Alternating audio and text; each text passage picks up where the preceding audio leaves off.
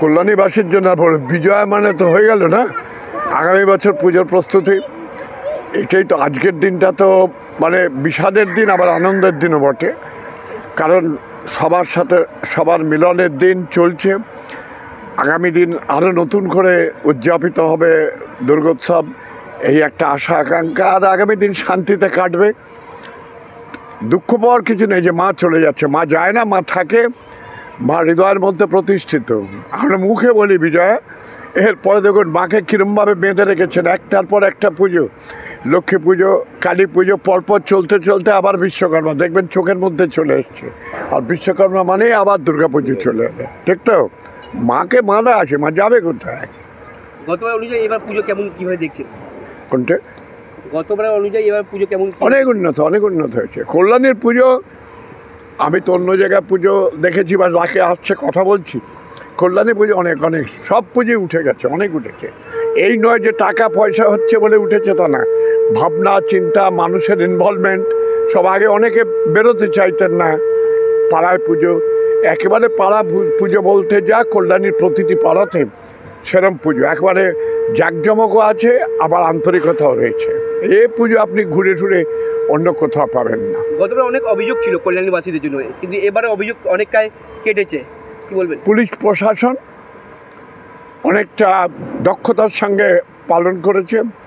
আমরাও মানে পৌরসভার পক্ষ থেকে রাস্তা যে রাস্তাটা সমস্যা সংকুল, হাসপাতাল থেকে মিউনিসিপ্যালিটি চওড়া করেছি, 4 ফিট করে রাস্তা বাড়ানো, যার ফলে অবাধ বিচরণ হয়েছে, কোনো জায়গাতে কোনো ইয়ে নেই। পুলিশ প্রশাসন খুব দক্ষতার সাথে বা একেবারে সুনিশ্চিতভাবে বলতে পারি। আর যারা সংগঠক পূজার সংগঠন করছেন, আমাদের কি ছিল যে ওই 2-3টে বড় পুজোতে লোক চলে যেত, তার দিকে ঠেকানো হতো। এবার কিন্তু এই জাতীয় এই যে প্যান্ডেল, এখানেও লোকের কিন্তু ধারা কিন্তু থেকেছে। 1,10,000 পেয়েছে বলেই কি?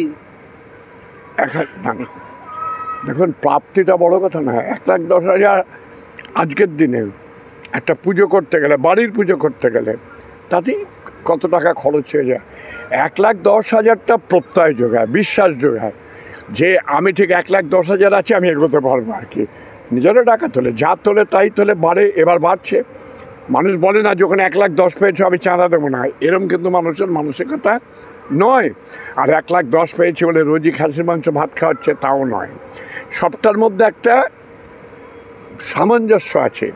উৎসব করতে যা লাগে, হয়তো একটু আলোকসজ্জা বেড়েছে, একটু এই তো, সেগুলো দেখতে ভালো লাগছে। তো শহর প্রচণ্ড কি বলবো জীবন্ত হয়ে আছে। আমি এই 4টে দিন বলতে নেই, আমি কালকে আজকে ভোরবেলা 5টার সময় শুয়েছি, ভোর 5টা।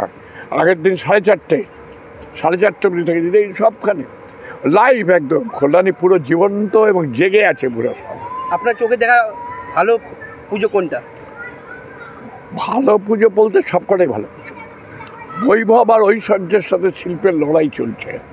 যার টাকা আছে, বৈভব ঐশ্বর্য উঠছে, আর শিল্পের উপরে ভরসা করে যারা এগোচ্ছে, এরকম আমরা ছোটোখাটো পুজো যারা করেন এরা, তারা এক একজন টানে। এখানে লোকে এসে বলে যাক শান্তি পেলাম, ওখানে কিন্তু বলতে পারছে না শান্তি পেলাম, ওখানে দেখলাম তৃপ্তি পেলাম হয়তো দেখে।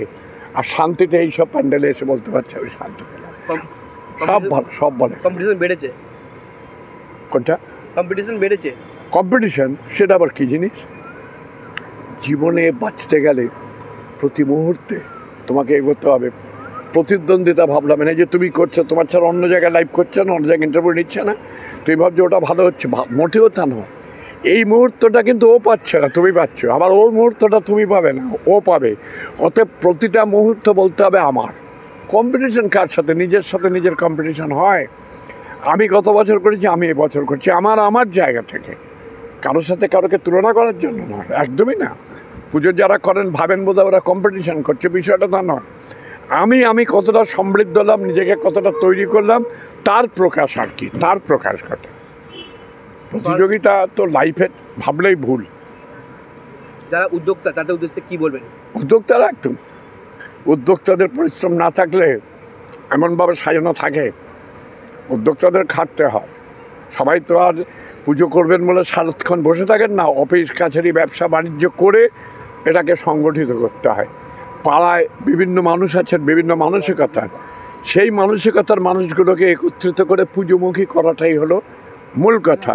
সেই পুজোমুখী মানুষ হচ্ছে এবং দেখবেন প্রত্যেকটা প্যান্ডেলে খাওয়া গত বছর যা সংখ্যক লোক খেয়েছে এবার তার থেকে বেশি বাড়ছে কেন?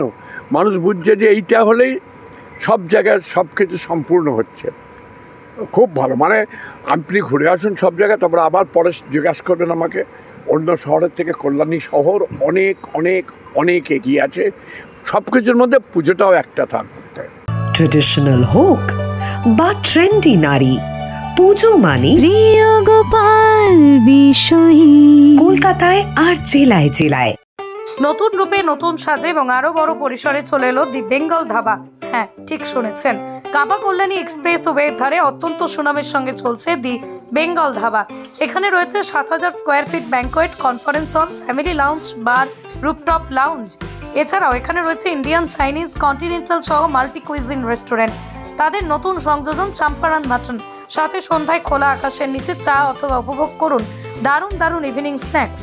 তাই আর দেরি না করে দেশ বিদেশের নামি দামি সুস্বাদু খাবার খেতে আজই চলে আসুন দ্য বেঙ্গল ধাবায়।